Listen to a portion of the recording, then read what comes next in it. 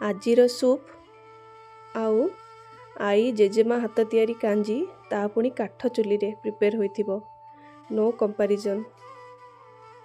बहुत छोट थिलु सबु तो मने नाही निदर उठिला बेले चुली उपरे थिबो कांजी हांडी। आमे बोधे लास्ट जेनेरेशन जो माने कि जेजेमा आउ आई घरे काठ चुली आउ हीटर देखिचु। एबे आम पिला माने तांको ग्रांड पेरेंट्स घरे गैस आउ इंडक्शन ही देखुचंती। कांजी को ओडिया मानकर देसी सूप कहा जाए। प्रीबायोटिक एंड प्रोबायोटिक प्रॉपर्टीज रे भरपूर a famous eight authentic recipe बहुत घरे शीत दिने ही प्रिपेयर करती।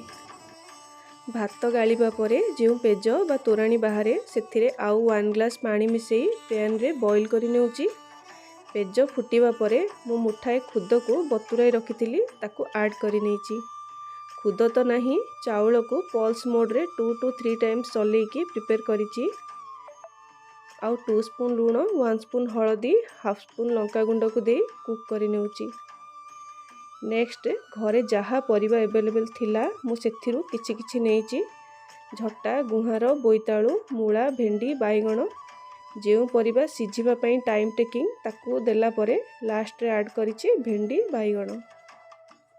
टमाटो को कट करि दे परिबे। मु आंबुलर यूज करूनी एठी खट्टालिया लागिबा पई ग्राइंड करि ऐड करूछि। एही कांजी रे अमृतभंडा सारू मध्य ऐड करि परिबे। 15 रु 20 मिनिट्स रे कांजी प्रिपेयर हो जाए। प्रॉपर कुक हेबा परे कांजी रो मेन पार्ट हेउची तड़का। तड़का ठीक रे हेले कांजी बहुत ही भल लागे।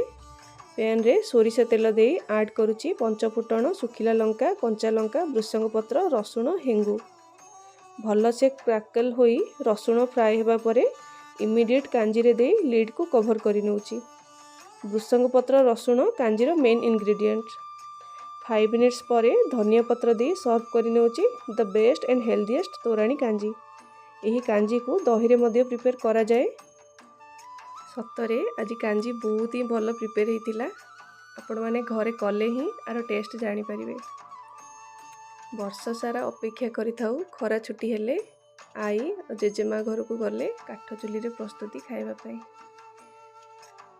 ताहार रूपांतरण तो नहीं किंतु बहुत भल लगे। वीडियोटी भल लगिले do try it and follow the page. Thanks for watching.